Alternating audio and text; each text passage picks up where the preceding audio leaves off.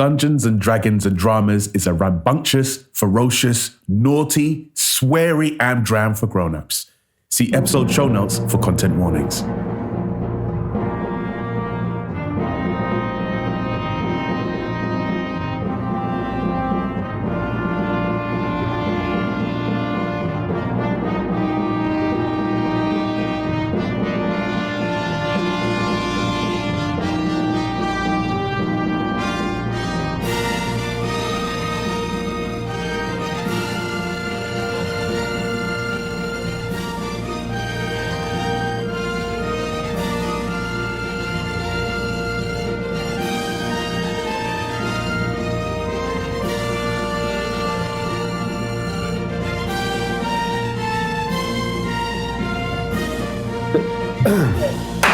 Rolling. Hail and salutations, good listeners. Welcome to Dungeons and Dragons and Dramas, or as we know it, D3. Amazing that you're back. Quite frankly, I owe Tom £10. Well done, Tom. So let's pull back the curtain once more on Chapter 2, On With the Show. With me are the dramatis personae. Starting on my left, we have... Hello, I'm Tom, and I play Thomas T. Thompson, an aspiring writer and director. I hate your name so much. I love it. I came up with it just to wind you up. Great. Next up, we have... I'm Clym, and I play Henry Etch, the much put upon stagehand. Thank you very much. Next to him, we have... I am Inel, and I play actor extraordinaire Nathan Khyber. Writer of the autobiography... Up the Khyber. Up the Khyber. A veritable page-turner of acting craft, notes, and a lifetime in the theatre. Lastly, but never leastly, we have... I'm Dev, and I play Mags Thatcher, the young ingenue and huge fan of Up the Khyber in this little theatrical production. Who isn't a fan? And online acting, recently completed an online course that actually got me onto Spotlight. It did get on Spotlight. Nice. I'm not sure how, but it did. Well done, well done. Very good. So we are playing a Dungeons and Dragons real play tabletop, and we're going to get back into it. So here we go. You fall, having had hungry hands and vicious looks of the cultists pushing you into a pentagram void. You fall. The screams of your companions fade away as you are left with the sensation of burning and then ice cold as your body ribbons like spaghetti. All is left is your consciousness, floating ever further down into oblivion. Your hopes, your fears, your dreams, all scattered to the winds, and you are left solely with the question of, who am I? Eventually, nothingness overtakes, a numbness creeping in, surging forwards, and then there's nothing. 4 bodies hit the sand hard, and yet no damage is done.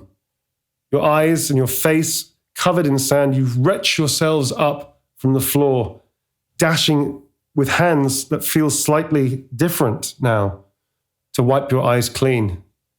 Tom, you're the first whose vision comes into mind. What do you see when you hold your hands in front of your face? My hands are very different. They're a lot bigger. They're tipped with claws. Oh, somebody needs a manicure. Brass scales, and with a line of red scales along the back as well. You dash to the water's edge. You realize suddenly that you're on the edge of a beach. The water slowly undulating backwards and forwards gives you enough reflection to see your face. What do you see? I don't look like a man anymore. I look like a dragon. Like reptilian scales on my eyes. There's sort of this piercing bright blue with nictating eyelids. Those are the ones that go sideways. Cool. It's cool as fuck, basically. I've got, again, brass scales with black horns and a line of red scales that go down my chin, down onto my chest. I'm some kind of dragon man. Still thinking that thought, you turn around, you see 3 other strangers on the beach, memories of which you don't recollect. Apart from maybe one person over there, a human. Oh, yes. Oh, it's Nathan. It's me, Nathan Khyber. That's who I am. Yes. And then Nathan starts looking at himself His clothes are all disheveled, holes and cuts and stains. He's got sand stuck in his fingernails. And then he reaches for his hat. His hat given to him by Ian Holm. Possibly. The feather that was once standing proud at the top is now drooping over. Nothing worse than drooping feather. Nothing worse. Let's have a shrill. My hat. As his scream dies down, he turns around to see a figure also raising to their knees, but this of a young maiden that he doesn't quite recognize. It's me, Mags, though I look a lot different than I used to. Well, or at least I think I do. I look down at the once chemically straightened hair, which was done in the comfort of my own home since I couldn't afford the Boots' very own chemical straightener. My hair has been transformed into luscious locks that have a slight wave. Ooh, just like a little kink, you know? Nice. It's like in a half up, half down style. And as I reach towards my hair, I feel the tips of my ears, which are no longer where normal tips of ears are, but they're a lot higher. And I think, perhaps this is just a remnant of my elven costume from the theatre. But having given them a firm tug, I realize they're very real. You're so typecasted. Elven maiden typecasting. But you know, at this stage, I'm pretty excited by the stage notion. of your career, you're kind of okay with it? At this I'm stage, easing into my elven phase of my career. At this stage, it's not something to turn your nose up at. Yeah, you are. Especially given the fact that my once Primarch-esque costume has now been turned into real, what looks like, I imagine, elven fingers have sewn each bit of this dress together. And I'm wearing a cloak. Oh, that's right. We got a big budget for chapter 2. We got cloaks and shit now. That's right. Cool. As you start taking in the wonder of yourself, you look up and see the last figure on the beach who you don't recognize. A very diminutive figure that's scrabbling. Actually, you don't even see it. We barely noticed this figure. I was literally going to say that. Like, all you see is a pair of little legs sticking, as whomever it is buried deep into a sand dune. Their little legs just kicking backwards and forwards. You guys, what are you going to do? You're all sort of standing there. And How big is this? How big are the legs? Imagine like a chunky child, and that's kind of like the legs that you see piercing coming out of the sand. Never target chunky child's legs. No. What age is the chunky child? You don't know. All you can see is literally his bottom and 2 legs, like kicking it out of the sand. So I feel like one of you should go and pull him out. Never mind him. Where is the theatre? Where is my audience? You realize that the voice, this booming, draconic voice coming out, is actually that of Thomas T. Thompson, your one-time writer-director, and he's turned into this incredible creature. All along, I thought we didn't have the budget, and look at the prosthetics you got on. Look at that! Look at this! This is not prosthetics, you fool! This is me! Again, still nobody's helping out. Kim's still stuck in it. I trudge over, my character will trudge over, seize hold of a leg, like a twiglet in my hand. I'm going to pull him out. Hoik him out. Yeah. Okay, cool. So you hoik him out, and this sort of like sand-covered creature is like held upside down aloft, dangling, still also in rags, by the way. And you see before you... So it's very small and pixie-like. It tries to wipe its eyes out, it blearily looks up and goes, it's Godzilla! It's Elrond! You realise from the voice... Giant Kyber! Despite the fact that it's very squeaky, you realise that this could be that guy whose name you can't remember who was helping out the tech deck. What's that stagehand that we had? What's his name? Mr. Reg? Metch. Glitch? Hedge? Glitch. It's Hench! It's Hench! Hitch. Oh. Yeah. Hitch. Don't kill me! Pull yourself together. The dragon starts shaking you quite furiously to try and wake you up. Mr. Kaiba, I know it's very trendy as actors to take certain substances, but I must ask at this stage, are we imagining it or have you slipped me something? Is it the after party already? I can assure you this is not chapter 26 of my book. Oh, yes. I'd forgotten that famous... At that point, as you're describing chapter 26 in more detail, you suddenly hear this blood-curdling scream from what you realise behind you on the beach is a shipwreck, a very old galleon, something from Renaissance period almost, which has been split in two many, many years ago, judging by the decay around the ship. It's literally split in two. There's two parts. If you turn your attention to the middle of the table, I have given you yet another beautiful work of art. That's very a pretty. second map, Lovely. which you can see where you all are on the beach. And out of Such it, artistry. it's amazing, isn't it? It's really something. see It's a myself shame on this there. is an audio, not visual medium, but there you go. So Patreon members, have a gander. You see in the centre is a big shipwreck. You guys are on the beach in front of it, and out from the in the middle of the shipwreck, and also from the sea, three shambling bodies that look kind of vaguely human or humanoid, you would say, covered in what look to be drenched and mouldy sailor's clothes, start shambling towards you from different directions, essentially kind of almost like circling you. One of the hands reaches out and looks almost like it's pointing at Nathaniel as he goes,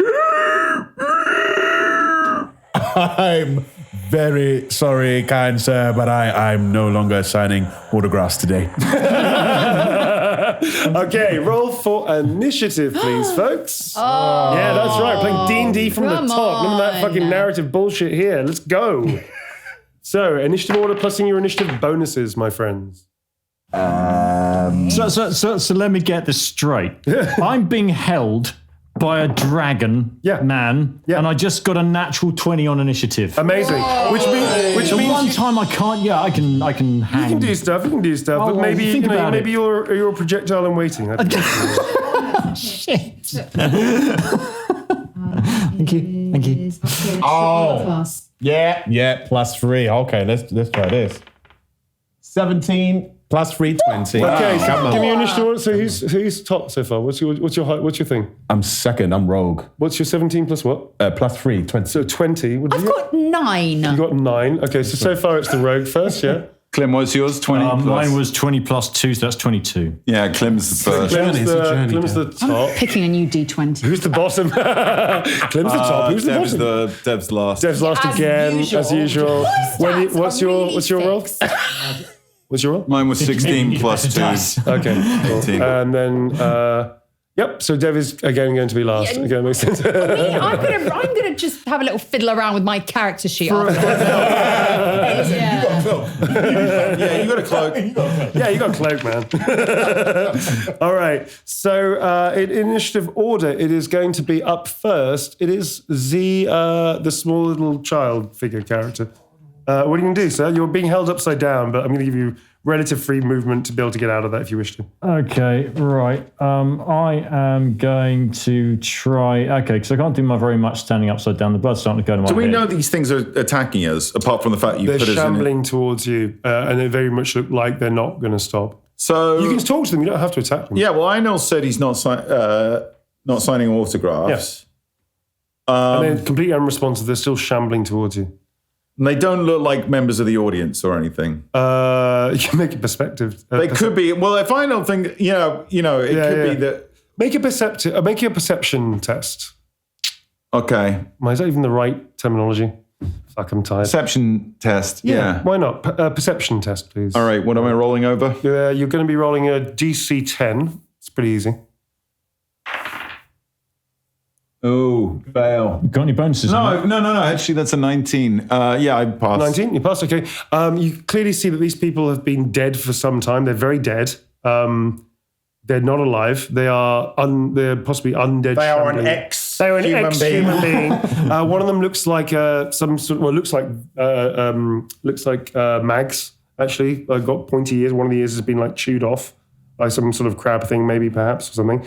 Another one's covered in barnacles, which is a bit shorter, looks a lot squatter, kind of like his size, the size of Clym's character, but a lot wider, a lot broader and stouter. So they're definitely not all human, but they're definitely all dead.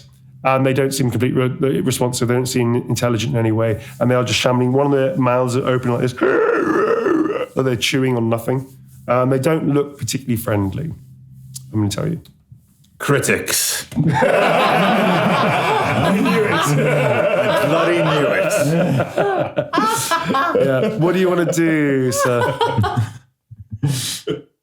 You've got the wizard in your hand. I'm going to say you guys can... actually, no, you've got the wizard. I mean, you're going to drop an order. I'm going to say you're going to drop to Tom. Yeah, go on. Because there's nothing you can do much. Which means... Are you struggling? What are you doing? He's just being held limply in your hand. Well, like this. Are you going to try and struggle, or are you just going to enjoy it? And What do you want to do? like a baby. Clym, do you want to drop your order to see what he does, or do you want to just do you want to do something? I will put me down now. You can take a free action to release him if you want to. It's not going to cost you an action. Why? Because I don't know who are you anyway? It's me, you idiot. It's Thomas T. Thompson. See, even you struggle with the name. Just put me down. Just put me down. They're going to attack us. If you're going to release him, it's a free Put me action. down. You can just release him. What are you? I don't know. I haven't had a chance to look at myself yet. I'm just very small and you're very big and I'm very scared. What am I? I'm going to say if you guys go into conversation, that's going to be an action. Fine, we're talking this out. Yeah. Okay, so you're both going to take your action just to talk this out. Okay, fair enough. Carry on. I will sit back. I'm sorry. What are you? I say again, what are you? I don't know. I'm being held upside down by what appears to be a kaiju, and I just want you to let me go. Why are you so tiny? I don't know. Okay, that's enough of that, I think. All right, going. This is the award-winning writer. All right, Inel, it is your turn. What are you going to do? Well, I guess Nathan, he sees these zombie-like creatures. Is like, I've seen this before. Once when I worked on Shaun of the Dead. So I think Nathan is going to exploit this by doing a sneak attack. That's one of my actions. Oh, cool. Can I do a sneak attack? Well, first you have to have advantage against them, or you need to be in hiding, which no idea what you're doing. I believe you can do as a Can rogue, I distract? You can do, read out what distraction is, or alternatively try and hide, and then you'll be able to, that's a bonus action, and then you can sneak attack. Okay, so distract first, and then potentially next time I can do a sneak attack. Potentially. So why don't you read out distraction, what that does, if you can. Oh, distraction. Yeah. Where do I find that? Deception. Wait, distraction? I don't think I have distraction. No, I don't think you do. So what I think you can do is try and hide, and then you can attack next time. Or the other way, or if they're threatened, as if somebody else is attacking them, then you can make a sneak use attack. that opportunity. So you might want to just say, "Look over there, Simon Pegg." No, you might want to do like a range. You might want to do like a ranged attack. So you might find something on the ground that you might be able to throw at them. Okay, so I guess Nathan looks around on the shore for any. You find a signs of conch shell. There's a massive conch shell you can try and pick up. That'll do. Yep. Can I pick that up? Yep. And dash that? Yeah, you can try that if you want. Right. This is going to be a ranged attack against their DC. Their AC. Their AC is 8. So you need to have a ranged attack. I'm going to say it's an improvised weapon. So I'm going to give you a -1 on the roll. So what's your bonus to dexterity? +3. So I'm going to say that's a +2 instead, because it's like an improvised weapon. What are you attacking them with? Conch shell. Oh, Just sorry, I throwing a missed conch shell that. at their head. Okay. Okay, so try and make your roll, sir. You're going to try and beat an 8. It's a 3. Plus 2, that's 5. Okay, so tell me what happens that you fuck up this. It's a good idea. Well, I pick up the conch, and then there seems to be a small crab inside.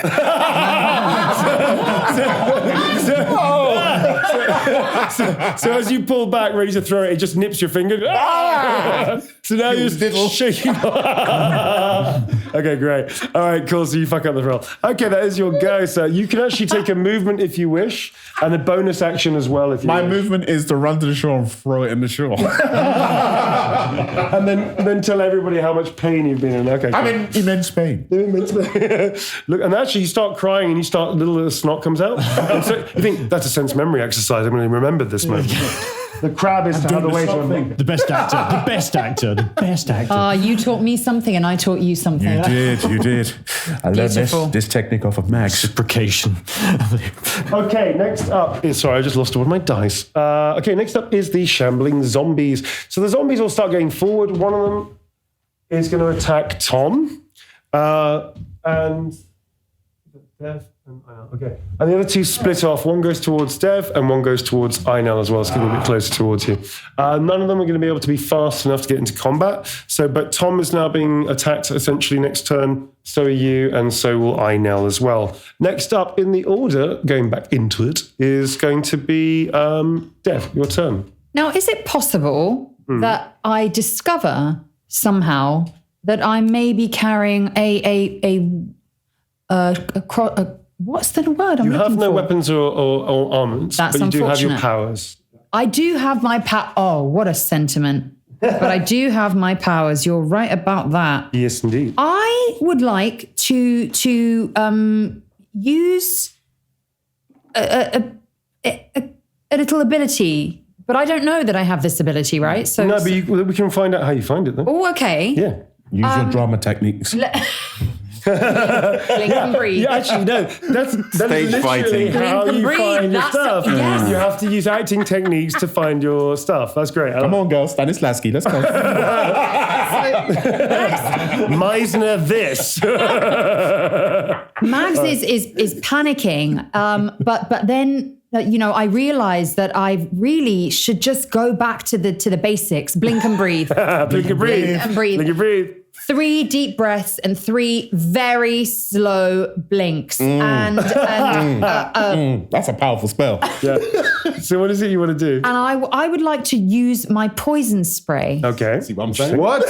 See what I'm Yeah, that's right. While you are all playing with crabs, Somebody was reading the rules. somebody Hang on. What? How does she have a point? What is a... Listen, young man, I have many powers that you are yet to find out about. That's right. And after doing this exercise miraculously from the tips of my long locks, I was kind of thinking you'd throw up. much better. Like you're, and you just Yeah, like a cat that's got like a hairball. Yeah, or like a snake spitting venom or something like that. Yeah, well, do you know like You do animal work. You get into some animal work. Oh yes, Nice. yes, All right. absolutely. Okay. So I would like to use this power. Okay, dokes. Do you want to read out what it does? So poison spray is spraying a toxic mist at a creature within range. Yep, it's within range. You can make a ranged spell attack against the target, and the target will take 1d12 poison damage. Oh, that's a lot. Are you sure you don't do it like a skunk? Oh, that's interesting. I'm kidding. I'm giving you free range. Lots to think about. I do. Gosh, so We can much. change it later. We can change it later. She's already got homework. Maybe at a higher level, I Higher can just level, produce a whole yeah. toxic. Skunk it. Gas. All right. So, okay, Right. so you're going to make an attack roll. Do you have any bonuses to your attack? And we may have to stop recording while we check this, actually. Where might I find that? That is a very, very, very good question. I have a +5 on my hit.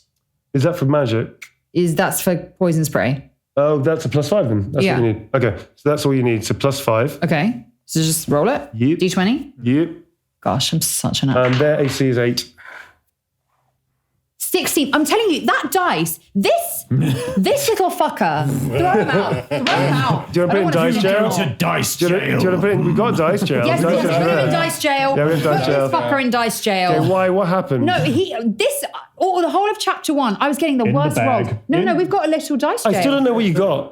There it is. What did you get? I got a 16 +5. That's great. I know. 21, it's huge. Never got a 16 before. Amazing. All right, so you just go, I guess, like a pussycat and like that. It's and- more like a.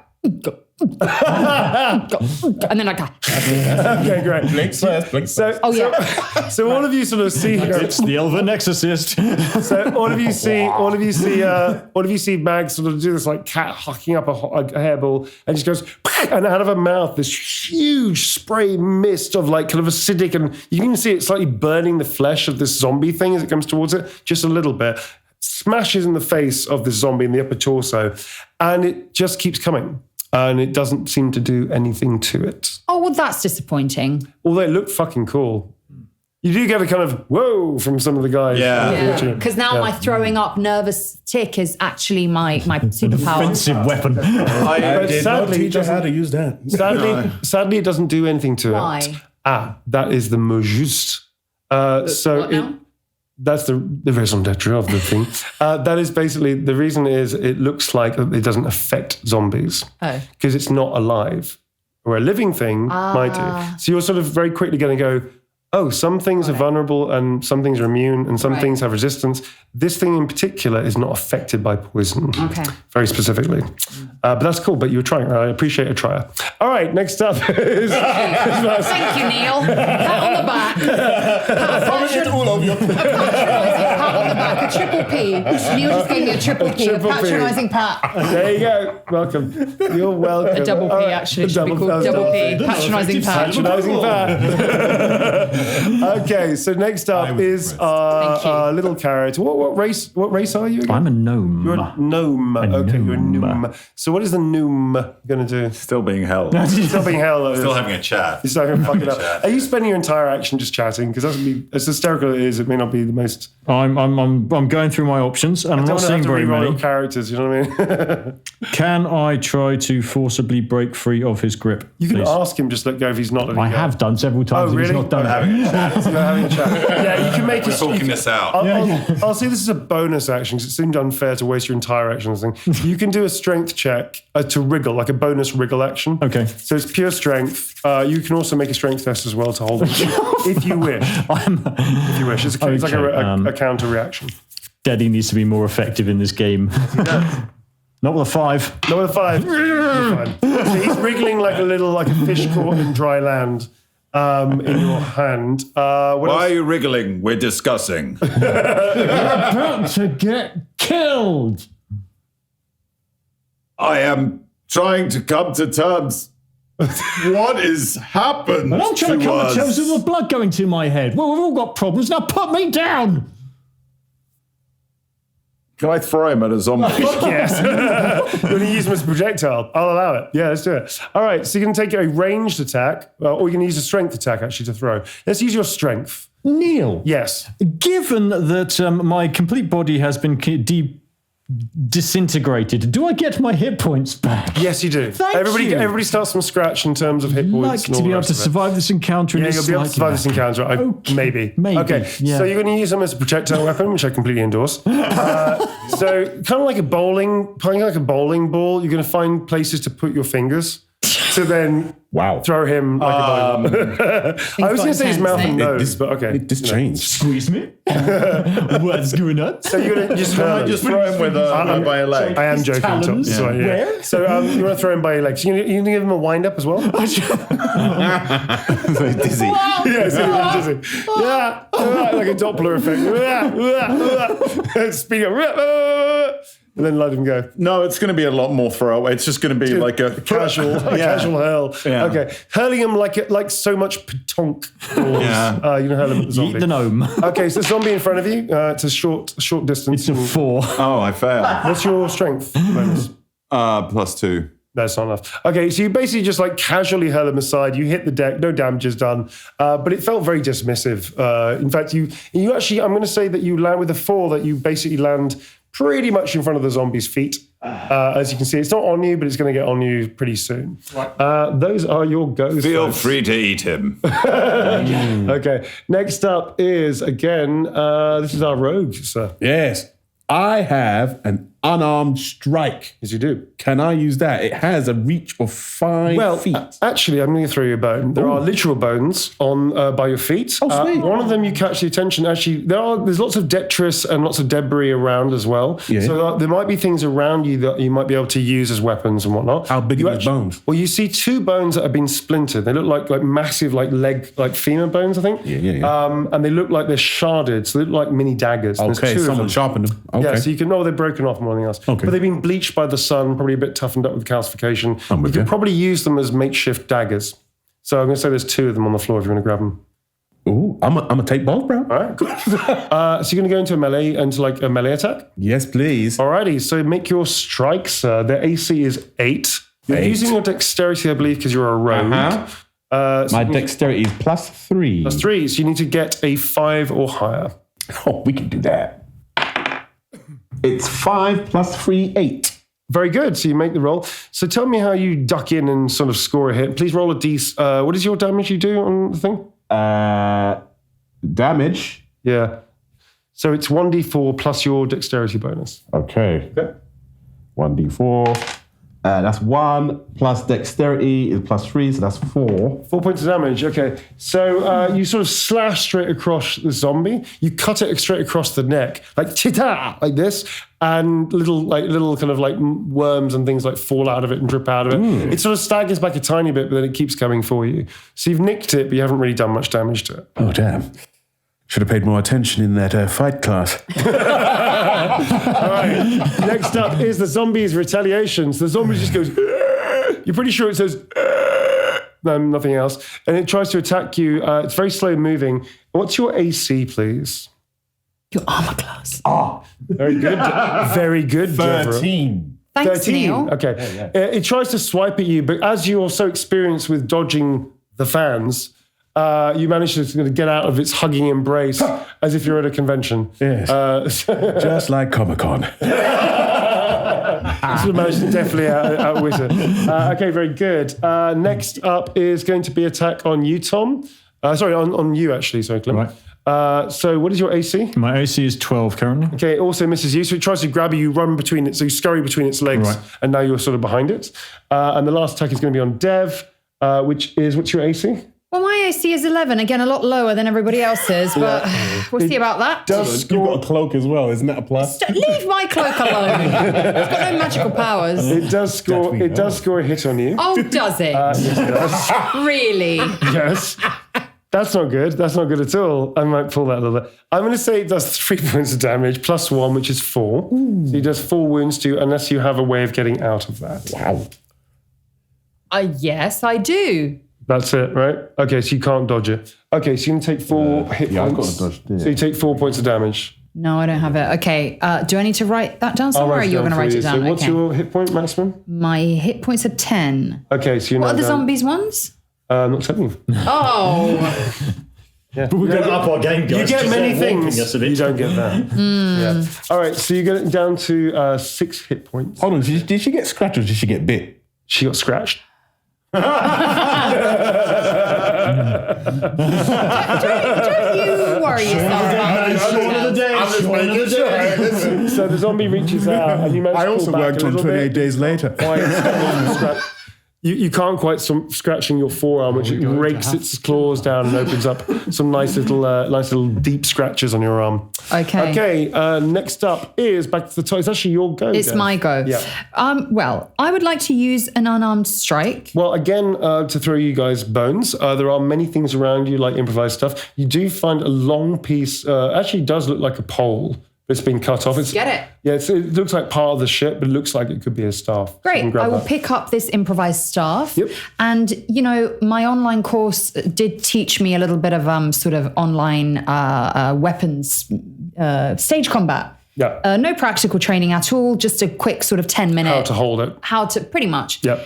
So I've seen Mr. Kaiba doing this and obviously such admiration, sir, for what you just did. And I would just like to copy pretty much that, just swing out at the zombie with this long staff. Are you going to use any kind of effective memory, emotional recall to help drive the force of the blow? The online course didn't really go quite that into detail. Fair enough. Yes, Okay. yes. So use a bit of Shakespeare. Just No a bit of- emotion memory here. I'm just going to use the tried and tested blink and breathe. Blink and breathe. When in doubt, blink and breathe. All right. So we should be good. Okay, so roll it. It's going to time. be your attack, which is going to be your strength plus any modified.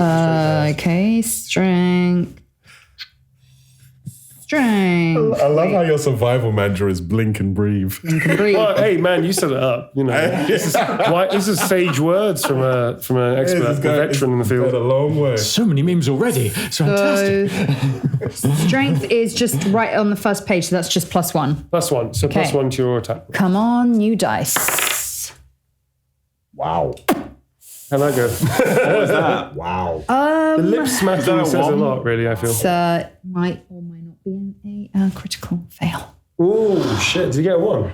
Yes, I did. Wow. Okay. This dice is going in dice jail as well. Little fucker. You know, dice jail on this board is not a privatized sector. There is a limit for how many dice we can Well, put in there. there's 3 in there right now. All right. So Okay. All right. Must So, have borrowed I'm some going to ones. say with a 1 that you sort of like. You can't think of anything else. So you blink and breathe, and then you just take like a baseball swing at this thing, and it just goes and just shatters and splinters all over the zombie's shoulder and does nothing. So now you have a stump in your hand as opposed to a staff.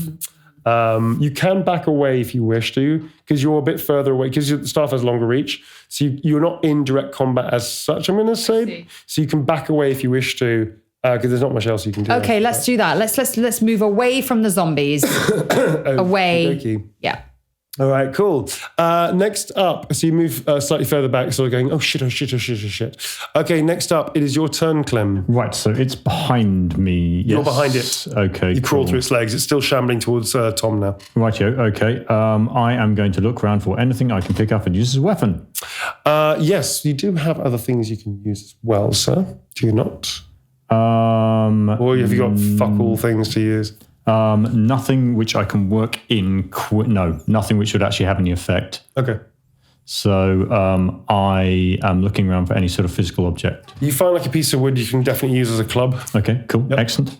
Rightio, and I'm going to what is it? I'm going to beat its kneecaps. Okay. Okay, beat its kneecaps. Don't get thrown by dragon. 5. That's Oh man, you guys are gonna fucking die. We're gonna have to start this whole thing again. Okay. New introductions, all right. Okay, so not going great. That's fine. So you try and smack its kneecaps. Actually, all you do is just sort of pound sand because you're not used to your height and you're not used to your reach. You think you're bigger than you are. Yeah. And so you sort of swipe and it's already stepped out towards Tom. Okie dokie, next up I think is DeVille's go, sir. What is Thomas T. Tompton going to do? This has been a rough day. It's been a rough day. My play has fallen apart. Now I'm on a beach somewhere with these. I mean, I know that one. This one I think I know, and I'm not happy that he's here. Yeah. I'm some kind of dragon man? And potentially this could be a flashback from that one time you tried LSD back in your teens. I'm a bit worried about that. I did actually imagine that I was a snaky man. Yep. This Right, is when on the- haunting, isn't it? Yeah. I'm angry again. Rage surges through me. I'm going to charge the closest Yeah, the zombie's coming. one that's coming towards me. Yeah. And unarmed strike, grab it, and basically smash it against the hull of the. Yeah, sure. The boat. So you're going to pick it up and then just like shoulder charge. Yeah, carry I've into got the a side of the shove hull. ability, which I'm guessing would be. Yeah, that'll work. Yeah, I'm going to say, okay, shove ability. How does that shove work? I do also have unarmed strike. If that's Tell me about the shove. How does shove work? shove says so basically I've got unarmed strike, which is you can either damage, which you make an attack roll against the creature, and on hit you deal +1 strength. Shove, the target must succeed on a strength dex saving throw, or you push it back and cause it to have the prone condition. Why don't you try that? Like, if you slam it into the side of the, I want to slam it. I'll give you a damage bonus, like to the fact that you can actually hurt it. At the same strength time. roll. Strength roll, I would say. Yep, strength roll plus your modifier. 11 plus 2. Yep, that'll do it. So you charge, screaming, shouting, "Bloody actors!" or whatever it is you use to get into rage. You grab the zombie sort of in its midriff, and you hoik it up into your shoulder like a fireman's lift, and then you just charge at the side of the ship and smash it straight into the side. I'm going to give it it's got very shit dex. That's a failure. So it doesn't manage to get out of the way. You pick it up absolutely perfectly, and you ram it straight into the side of the ship. Give me what is your unarmed attack damage roll thingy? So D6 or D8? It's hang on. So damage would be, it says deal 1 plus strength bludgeoning damage, which I'm guessing is a D1. What? It says you deal 1 plus strength bludgeoning damage. Oh, so it's 1 plus your strength modifier. Right. So that's 3 or something, right? Yeah. Okay. What's your modifier? Plus 2.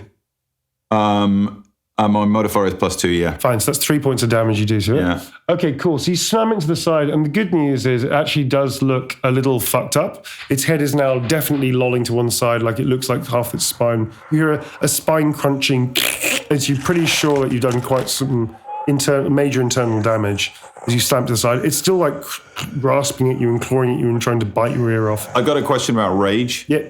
Rage, technically, I can only use it again if I've done had a short rest, which we've not. No, we had a little rest. We had a little sleep in the sand. Yeah, you got strudelled, Okay.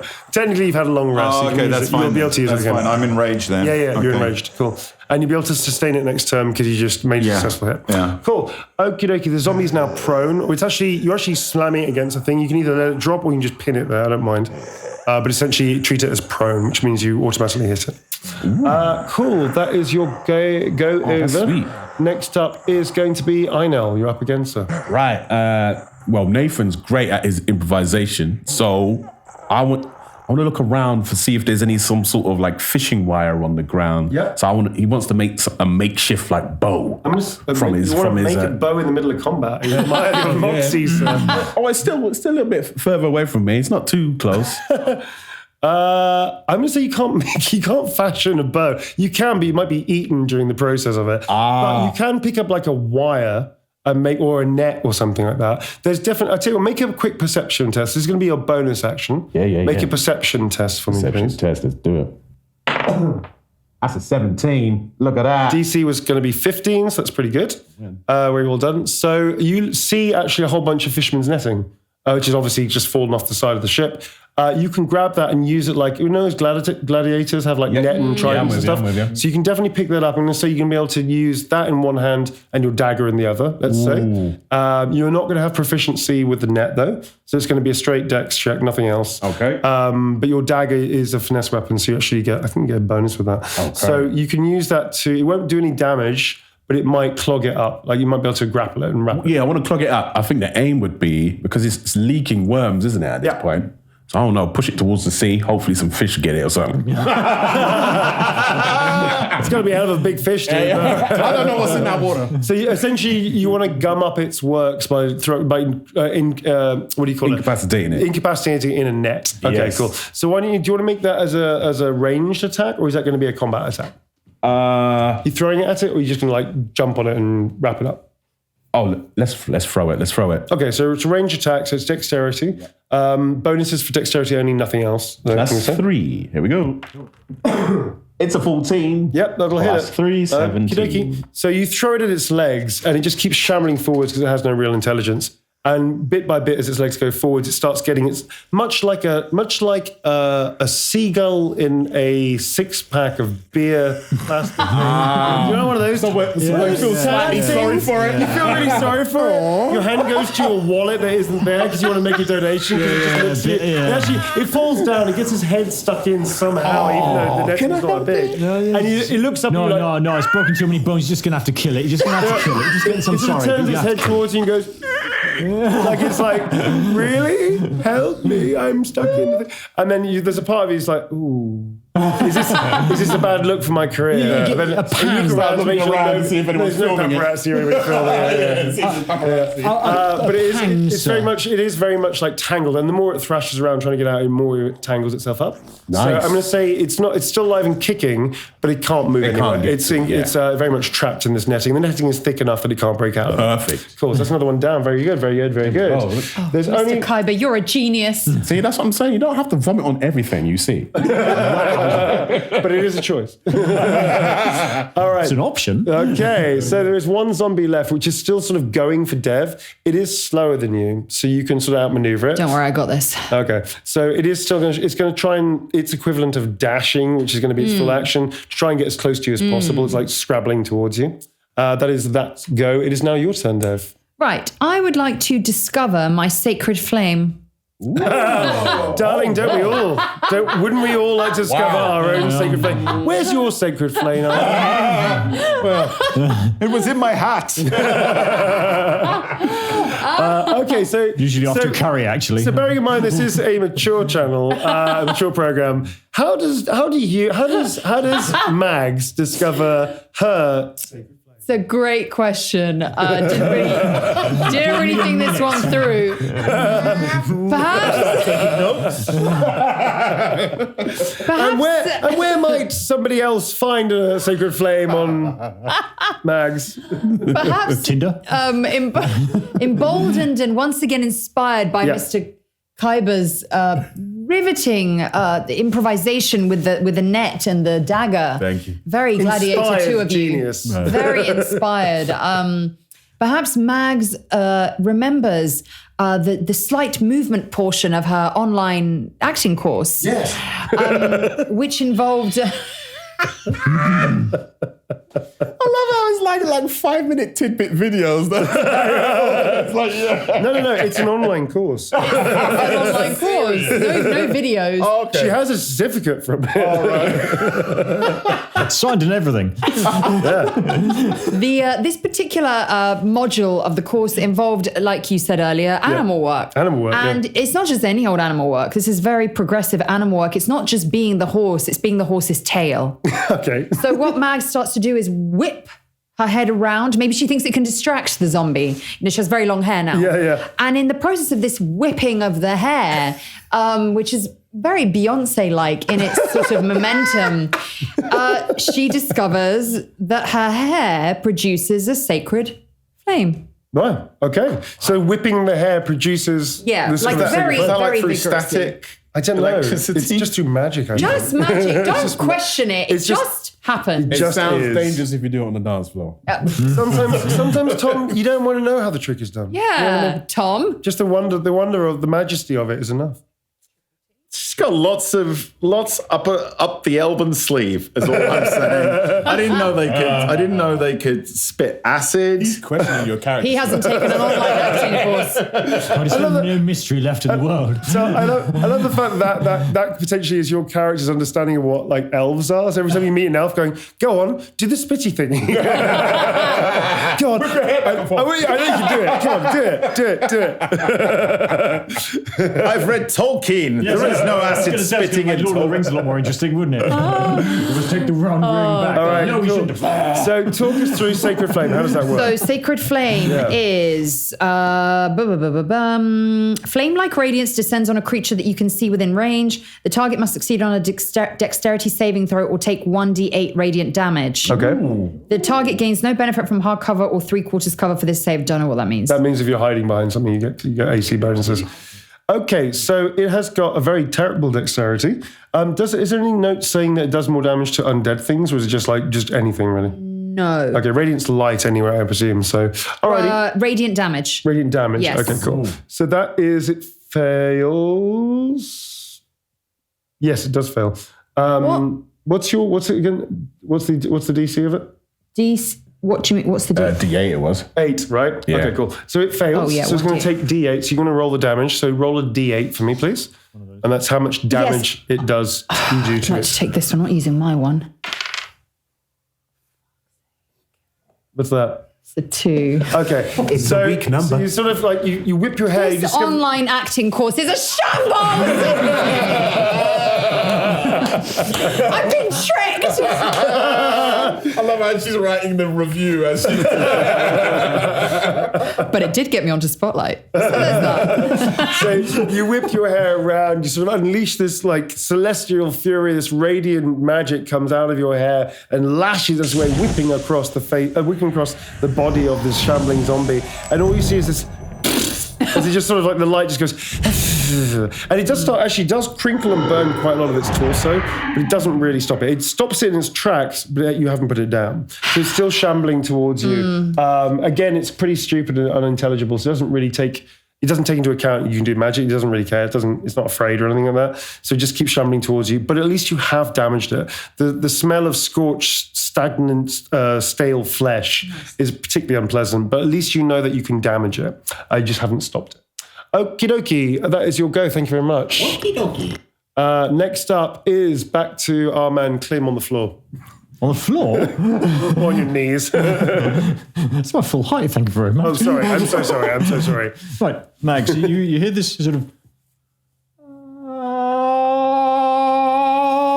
Hands to the rescue! Plank in hand, coming up the back of your zombie. Now, you're pretty short, and you're reasonably far away, I feel. Have a look on the map, see reasonably how far it is. Let's have a quick look. I've been thrown, remember? You've been thrown, so where were you? You'd be here. And I was thrown in that direction. Yeah. Okay, so you're here. She is actually here. Really? Yeah, for sure. Oh.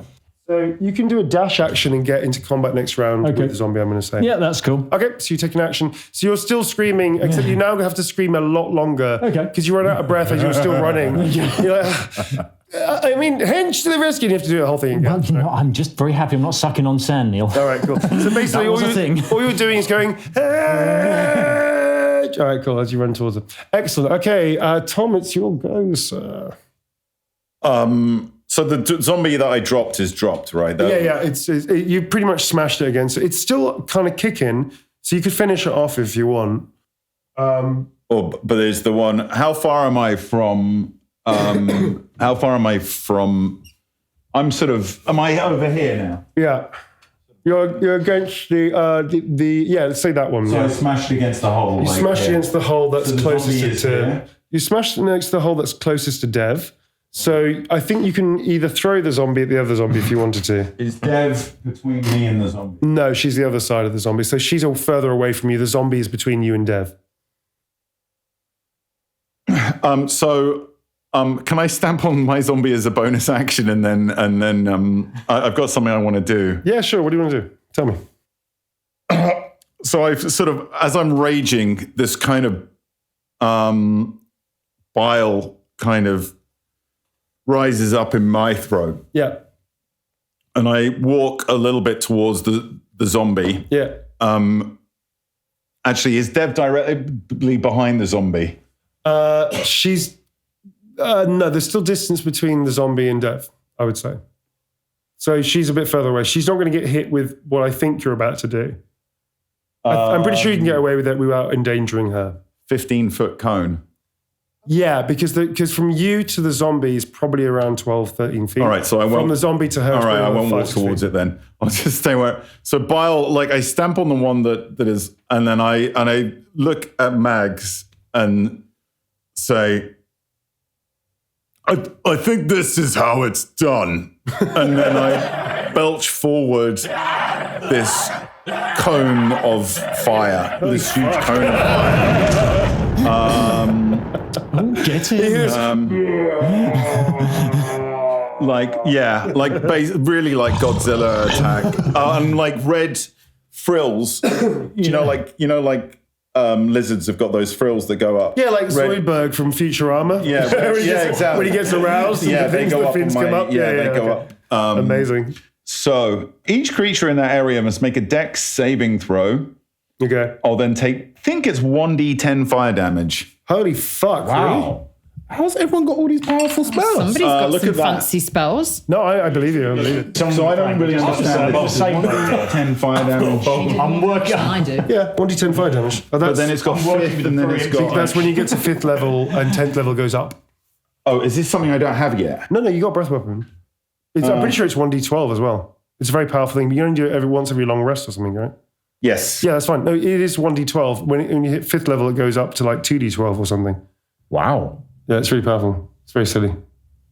Yeah, I need to start getting me. Oh, it increases by 1d10 when I get to level 5. Yeah, so it'll be 2d10 at that point. So it's 1d10, right? Not 12. Yeah, 1d10. 1d10. Okie dokie. No, they're going to make a deck. It's got to make a dex. It has to make a dex check. What's the DC of the dex check? Do you know?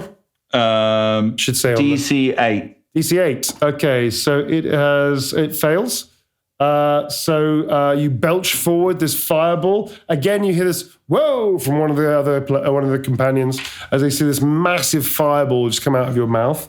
And you're sort of, do you adopt like a cool fucking Marvel pose? Like your arms out, you're sort of like this, unnecessarily bending into it. Do you know what I mean? No, because this is the first time I've done it and it's a little bit fucking Just as freaky. surprised as everybody else. So do you sort of like belch and then put a hand up to your lips like, oh dear, that was a social thing. How embarrassing. Can I roll are you rolling the damage? You're rolling damage. All right, I'll roll the damage. Roll it.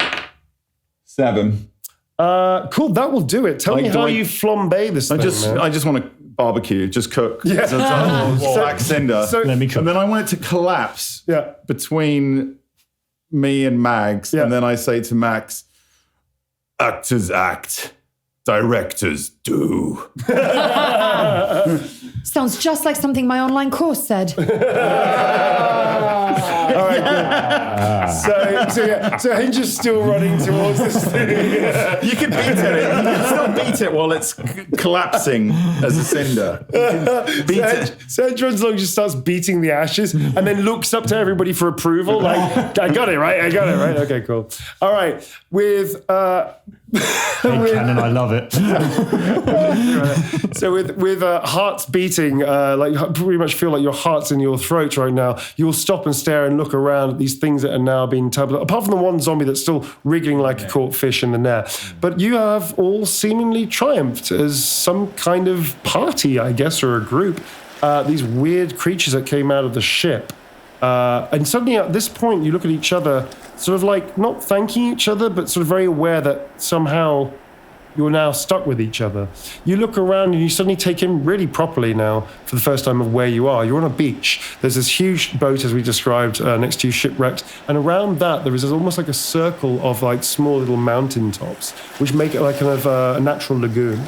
Out further to the exit of the lagoon, you can see what only looks like an impossibly large sea going off in the distance. It seems like you're on some kind of island. There are foliage behind you which looks very reminiscent of, say, South America from the real world. But this feels very different. There are animals here and creatures there that are fluttering around the edges, that are seeing what all commotion's about, that you don't recognize. Sometimes you do, like a bunny rabbit kind of thing, but it's different. It's a different color. It's got horns or something like that. So you realize that, and you look up, finally you look up to the sky, which looks very different. And the suns are not the same. In fact, there are multiple suns, I believe. And you see different kind of aspects of the... I'm going to have to do that again because I actually don't know. There are multiple suns in Faerun. I can't remember. I've got a feeling there are, right? There is now. No, because I need to get that accurate. Well, fuck it. I'll pick that up later. Either way, we are not in Little Shitlington anymore. I think I find this is bigger. Bigger shit. They have multiple suns. Certainly deeper, Shitlington. There's no place like amateur theatre. There's no place like amateur theatre. All right, yeah. So you realise you're no longer in Little Shitlington.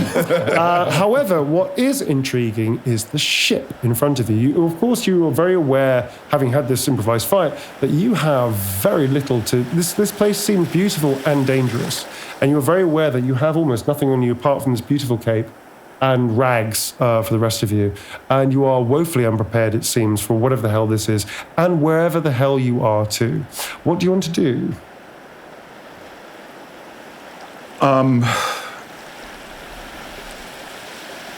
Let's just go back to... You pick him up and hold him upside down. So let me check. You are the wretch. You are wretch. You are the... No, what was your name again? It's Hench. I told you, Hench, and I'm more confident than I was before. What's that all about? I'm small, but I'm different. I feel smarter and happier. Really, really happy. It's horrible. Well, I feel What's terrible. happened?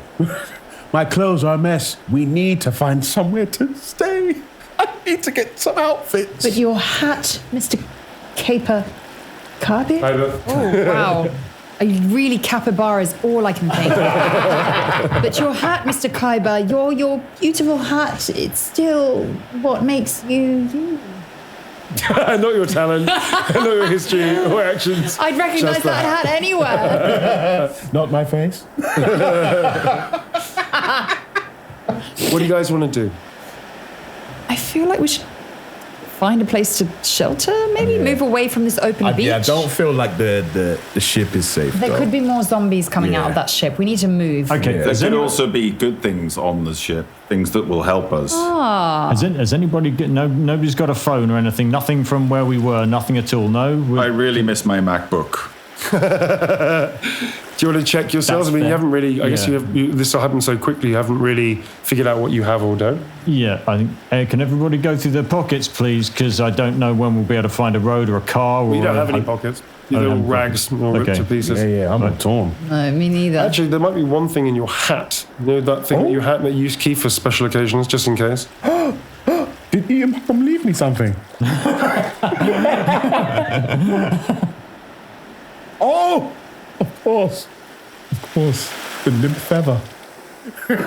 So he takes out the feather, and actually, what you don't realise is actually a very sharpened knife, a little stiletto, which is quite short but equally very good for stabbing. So you have a little. You've got a little. Put down, it's a little. So you can call it like a little concealed knife that you have, Indeed. which will work as a small dagger, basically. Ian Holm was a very violent man back in the 80s.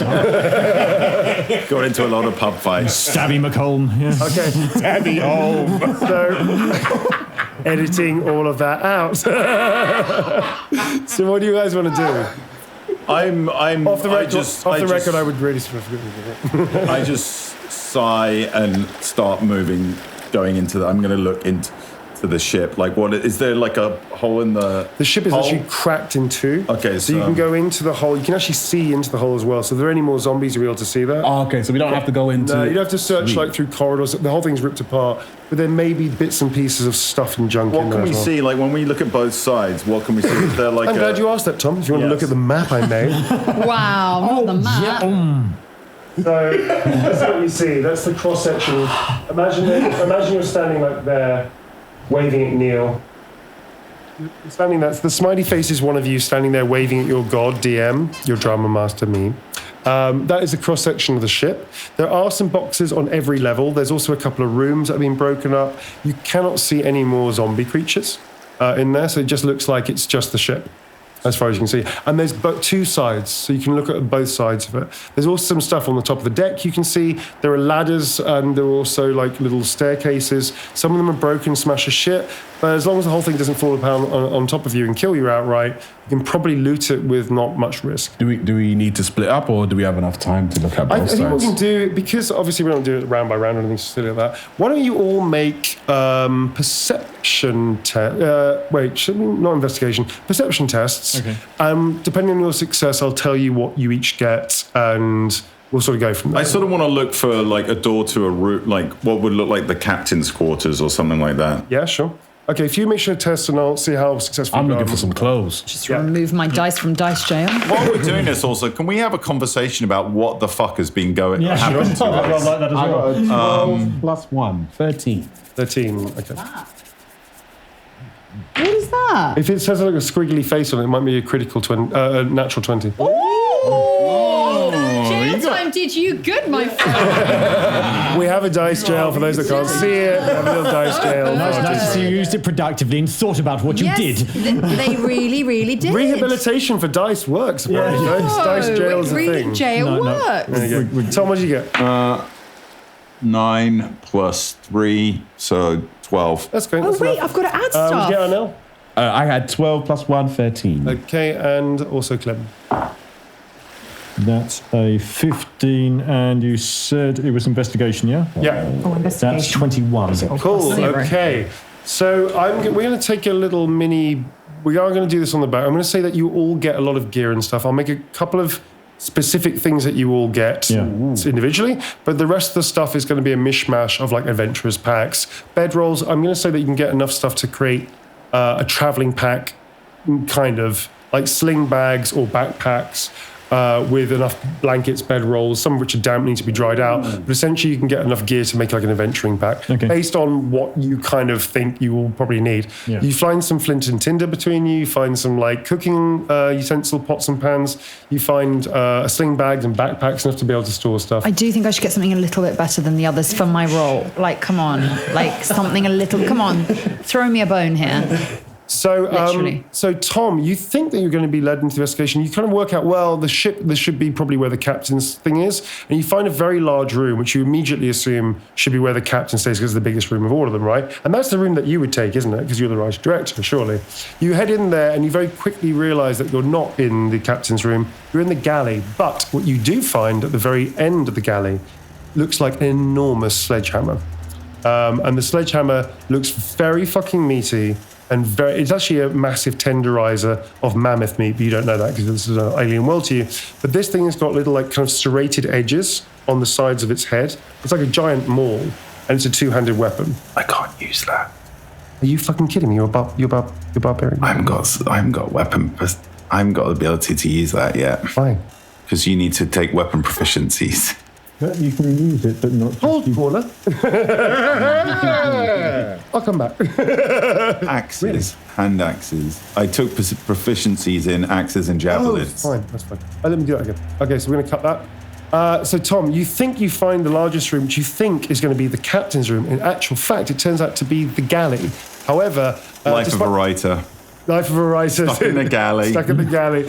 However, what you do see at the very end, hung over, which is kind of like in between a whole bunch of pots and pans, which you also source for the party, so you know that you're going to have to cook, or you're going to have to try and find some meals probably. You do see hanging, it's lodged in like, like a gun rack has those little like, what do you call it when you put a gun on a gun rack? I'm not American. Gun racks where you put the things. Well, like a weapon rack? You know what I mean? No, but what do you call it when you actually, the things that you put it onto? Yeah, a mount, thank you. So it's like a rack. That was Bags, by the way, who's our studio manager. Hey! And actually knows a thing or two about guns, don't you, Bags? A little. So anyway, so you found a mount which has actually got an enormous great axe. Oh. Fuck me, Tom! Hand axes. I said hand axes. I haven't got great axe ability yet. I can't use it. I can't use it. So, what you actually see, working with Tom now, a whole bunch of wood chopping hatchets. There you go. I try my best. This is what happens when you don't see the right proficiencies. But there's a whole bunch of stuff for chopping wood. There you go. There's like, knock yourself out. You can have like a D6 though. I'm going to roll a D6 to see how many there are. There are 6 of them. You get 6 little hatchets and hand axes. You're welcome, Tom. Just little hatchets. I love how he was trying to give me a really special fucking swing. So actually, it's there. This massive, great, beautiful double axe. You're like, this looks a bit sharp for me. I'll just take this hatchet instead. And you leave the great axe lying where it is. Listen, I can breathe fire, right? Yeah, man, you can breathe fire. Fuck it. Axes are just like the cherry on the cake. Cool. Okay. So you have you've got a backpack you found of like a corpse, like a skeleton corpse that's been eaten pretty much. And you sort of peel this backpack off, and you realise the backpack has all these little kind of like places where you could probably put through the shaft. Do you know why I pick up the axes? Because I went on one of those, those nights out you can go on where you throw axes. Yeah, like a drunk night out throwing axes, which is a brilliant combination. Yeah, that's my whole. That's your thing. That's my weapon experience. That's your weapon experience. Yeah, axes. That's how I can use them. Was it Jürgen Jorgensen's axe throwing extravaganza? Yeah. Night out in Brighton. Excellent. Okay, so you find a backpack and you find all these hatchets. You stuff your bag with axes. Very good. Inel, you managed to find what looks to be a very fancy person, a fancy, let's say like maybe one of those paying guests on a boat. It's a very fancy wardrobe. And inside the fancy wardrobe, you find a whole bunch of clothes, some of which are moth-eaten. Oh. They still look pretty fine. Okay. And better than what I'm wearing. Yeah, better than what I'm wearing. Can we roll a D20 for me? Yeah, anything, if you get a 10 or above, you're in luck. A 10 or below, and you're not in luck. Okay. 3. A 3, okay. You try on these clothes. They do look fine. They don't fit you. So the breeches are come up to you like just below your knees. My bum is just too big. Your bum is a little bit too big for them. However, there's a part of me that feels you're still going to wear them, right? One thing you do find is a wonderful, massive kind of like mushroomy hat. You know like Mario Brothers? Where they have It's not another Mario hat. has the big hat? Yeah. It's kind of like that, but it's even bigger. Like a cap. Like a big Oh, cap. like a toad hat. Like a toad hat, exactly. Oh, okay, So you yeah, find yeah, a little toad hat. You also find some basic weaponry. You find a short sword, a dagger, which you can take as well. That's about it. And you also find enough stuff to make a sling bag with some bed rolls. You all sort of talk between you, and between the four of you, you come up with the idea, well, you're probably going to be trekking, you don't know where you're going, so it's probably a good idea to stock up on basic stuff like pots and pans and shit like that. Am I keeping the bone that I had as well? You can do, yeah. It's actually pretty sturdy, and if you want to keep that as a bone dagger, Yeah, bone dagger, yeah. which you can call Bone Daddy if you wish to. Bone daddy. Bone Daddy And dagger. that's custom. That's custom Bone Daddy dagger. Bone a daddy. And you can now fantasize and make up stories about where the bone comes from. So when you tell people how you got the bone, go buck wild. So enjoy that. I took this from a dragon. Yeah, okay. Clym, Hench is scrabbling around, and you see a couple of chests that have been half broken open. What are you going to do? I would like to open them. That would be probably a good idea. Cool. So you open them, you do find a whole bunch of like cloths and robes, mainly kind of assortments, but you do find something which looks like it looks like kind of a blanket, but it's got a massive hole in the middle of it, and you realise it's quite a nice fine blanket, but you realise there's also a belt lying near it that you probably could wear it like a poncho. Okay. So with the belt tightening around your waist to sort of wear it like a fake poncho kind of thing. Okay. So you outfit yourself. There's some boots down there which are like children's shoes. Right. In the same chest with a whole bunch of other clothes and things. So you outfit yourself in that, and you do find a small like walking cane. Okay. Which looks. Which to me is actually more like a staff. It looks like a staff to you, yeah, which you can pick up and use, which is pretty sturdy, and it looks like it's got like a funny head to it, like kind of like almost like some sort of bird lizard thing, as like a kind of motif on the top of it. That's been carved out of wood. That is for yours for the picking as well. And there's some basic empty pouches and a sling bag as well you can take too. Dev, you find sort of the assortment of the same kind of stuff. However, you manage to find the captain's room purely by using your brain and not going down but going up. You find it in a separate part of the ship. You go to the back end of the ship and there's a room which has been almost untouched. Inside you find a whole bunch of nice clothes which you can fashion to whatever you want. You also find a bow, a short bow, an quiver with arrows that look a little brittle but probably still serviceable. But most importantly, you see this incredible sword and the scabbard above the headboard of where this captain probably once slept. You take it down rather gingerly, because obviously you never really held the sword. You open it slightly, and it sings as you pull it out. Its metal is gleaming as if it was literally forged that day. It shines with the light that catches off it through the windows of the... I know, right? Hey, I got a 25. I got clothes too small for me. You got a singing sword. The sword, you touch the sword very gently with your thumb, and it immediately gives you a tiny, tiny little cut. This thing is very, very keen. So you have this sword. I'm going to tell you about it next time, I think, in detail. Wow. But you have this sword. It also feels a bit funny in your hand, so we're going to talk about that next time as well. How should I add it to my inventory? Mysterious sword. Mysterious? Mysterious, sexy sword. Oh. Hold on. What, it sings I just get, hang on. I like just an get, R&B sword? Yeah, like, it's an R&B sword. Don't you all get jealous now? She got an Usher sword. I just got a pair of hatchets. You got a pair of hatchets. You were offered other things, Tom. I could use them, and if Neil had read my character sheet, he would have known this. Okay, so... How many arrows did I get, Neil? I just want to be precise. 6 arrows. Great. There's different types of arrows here, but sure. Okay. I'll just... Okay. Neil's like, yeah, moving on. So unfortunately, the one thing you don't find, you do find some water skins, which if you don't know what a water skin is, it is some kind of like leather pouch which holds water. And shaking it around, you feel there's something inside it. You're not sure what the contents are, but you can each like grab one as well. Tom, you do find one extra thing as you're sort of smashing away, getting very pissed off that you didn't find anything better than a couple of hatchets.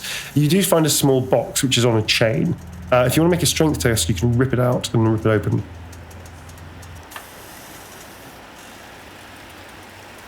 No, I definitely failed that with a 1. Okay, so you start going, get out of here! and you start like smashing it around. You basically start going to a bit of like what I can only describe as a writer's tiff. Yeah. As you're doing so, the rest of the gang sort of gather around you and sort of just stand there and listen to you and watch you just having this mad moment of trying to rip off a small box that's chained up to the wall in the galley.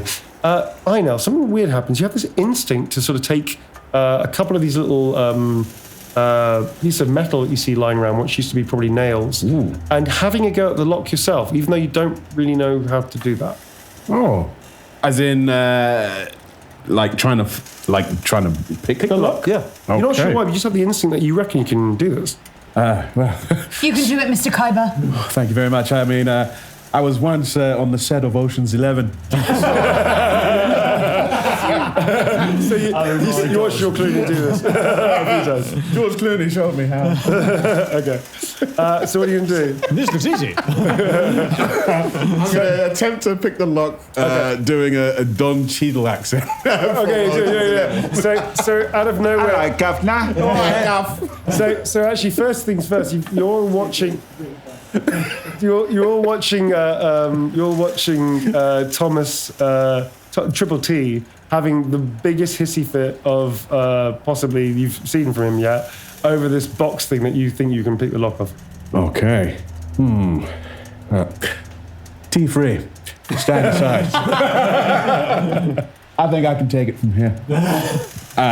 Let's see. This is one of my You gonna let him skills, isn't talk? it? He wants to take the box from you. He wants to try and open it for you. Hand it. Come. Come. Pass it. Go on then. Can't use it. Mr. very Thompson good. does have I rather need to sharp make claws. it clear that was Neil's fault. It's not good.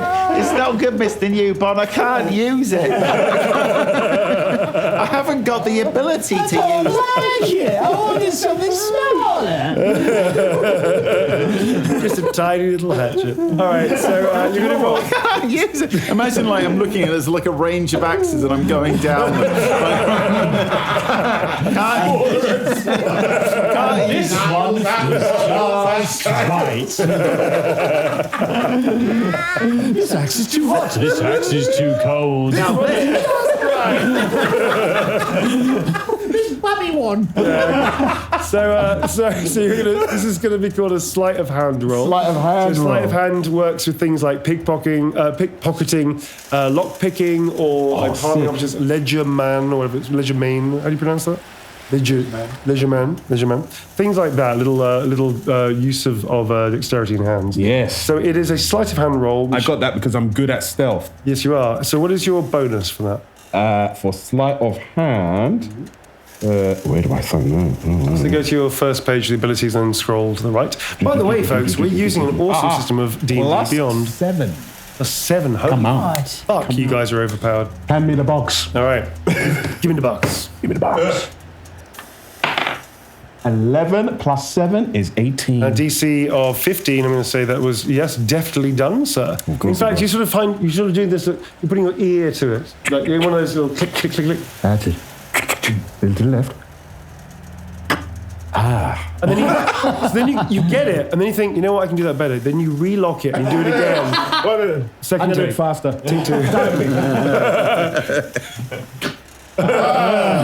Very good. Second 2 take has seconds. First and best. It's usually your second take that's the keeper. All right, very good. All right, cool. And you open it. All of you sort of like see this like sudden little shing, little shine as the light just happens to catch it as you're sort of moving the box a bit closer to see the contents. And you realize you're staring down at 5 little gemstones. And they look like diamonds, but they're sort of off color, like yellowy diamonds. And they're beautifully cut. They're almost perfect. And they're just sitting there on this like bed of velvet. What do you guys do? We'll find us keepers. Roll for initiative. I found it. No, I'm joking. But if you want to fight, you can. I'm just saying that. What are you going to do now? All of you just staring at How me. many are there? Bless you. There are 5 gemstones. Well, there's 5 gemstones. There's 4 of us. I think 1 each. And a bonus. For whoever rolled a 25 the last time. What are you all in agreement of this? You don't have to be. I mean, there would be 0 gems if it wasn't for me opening this box. We'd still have the box. But you can't use it. Clym, what do you think about this? What does Hench think about all this? Hench is more interested in gathering rope and a block and tackle because his stagehand mind is thinking, right, what do I need here? Because we're currently sitting on a beach somewhere, and if there's no one to give sparklies to, it's just glass. So you're being pragmatic about the situation. Being my character, yes. That means he doesn't want any gemstones. Mr. Kyber, you're so right. But I do believe that since you were the one to so expertly lockpick this chest, you should be the keeper of these gems. Who knows, they might come in useful. You see, you learn so fast, young one. I found these gems, and I am the director of this group. And I am going to take the box. I don't think that's wise, considering that you're no longer paying us. Okay, so you're going to stop. So you're not going to let him take the box, right? No. So I want you guys to make a opposed strength test. So it's going to be your strength plus your bonus, your strength, and the highest roll wins. So the cracks begin to show. Good luck, Mr. Kyber. I'm rooting for you. 9. Is it your bonus as well? No. Why are you rolling a d12? That's a D12. I've only been rolling a D12 a lot. That's a 9. Don't roll it again because he's rolling. Isn't he? You're doing yourself out of numbers, man. Okay, plus your strength bonus. 18, 18 plus 2. 20, 7. 7 minus 1. Okay, you sort of say that and literally, it's almost like a child having their ice cream ripped apart. That was a really brutal fucking metaphor, Neil. Jesus Christ. I mean, it was just like, well, yeah, okay, child having their ice cream ripped apart from taken away from their by an adult. You just whip out the box, it's straight yours now. We'll all have one each. And I will take a finder's fee.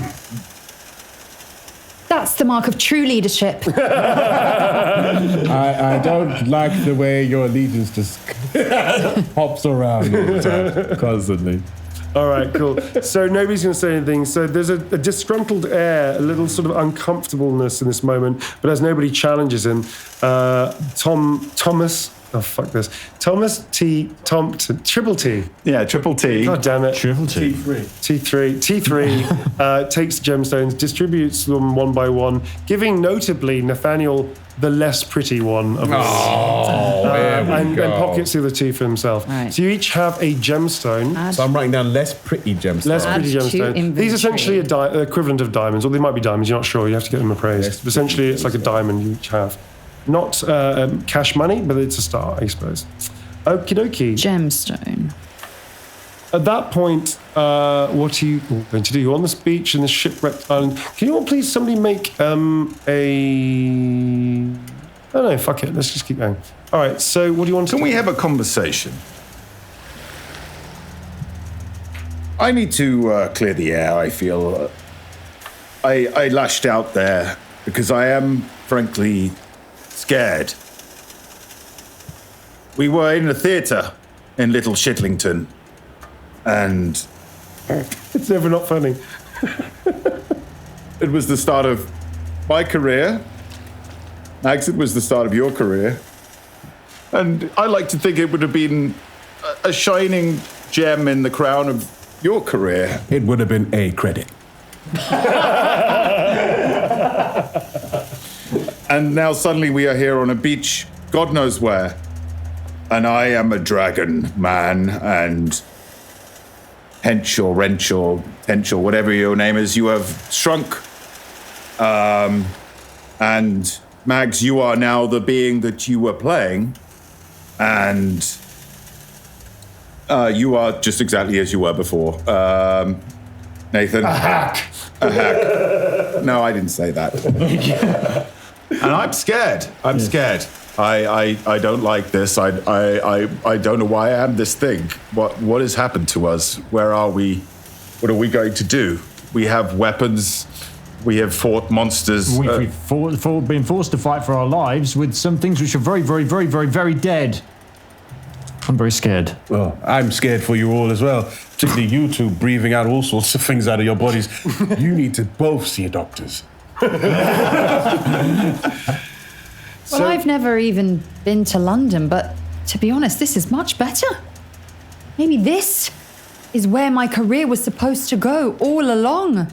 Perhaps we search for a new stage to put Triple T's play on once more and to resume what was our most defining piece of work.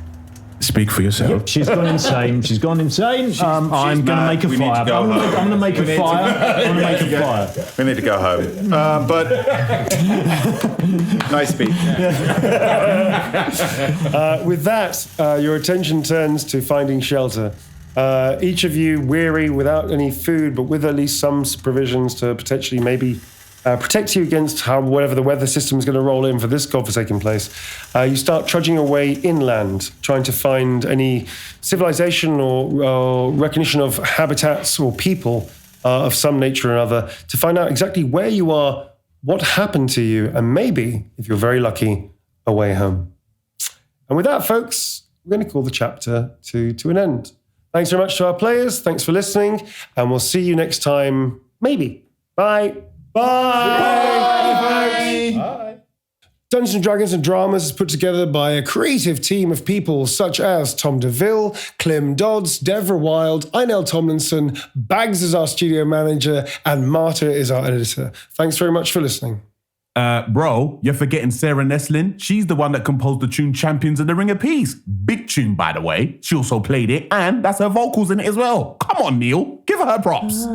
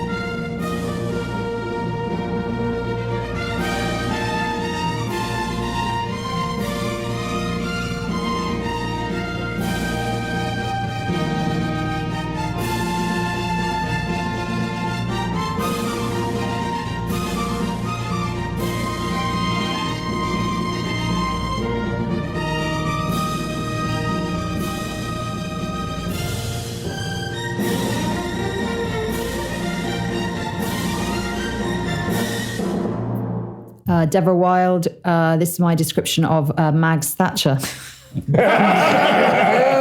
How would you describe Mags Thatcher? Well, so Mags she's slight.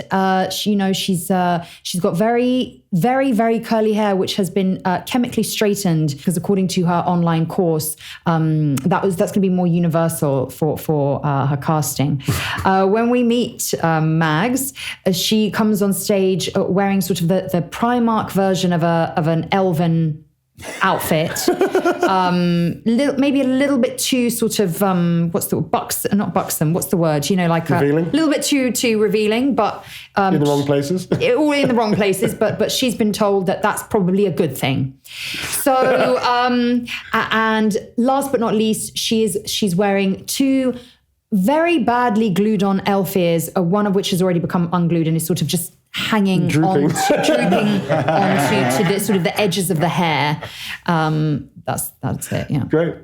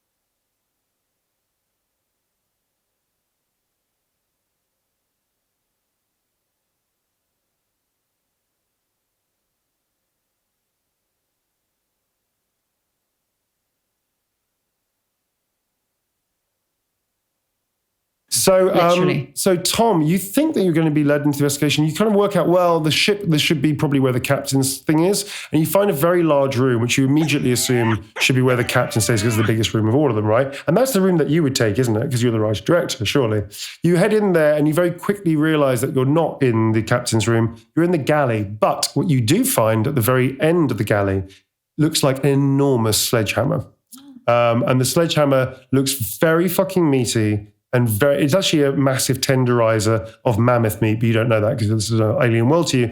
But this thing has got little like kind of serrated edges on the sides of its head. It's like a giant maul, and it's a two-handed weapon. I can't use that. Are you fucking kidding me? You're barbarian. I haven't got weapon. I haven't got the ability to use that yet. Fine. Because you need to take weapon proficiencies. But you can use it, but not. Hold, caller.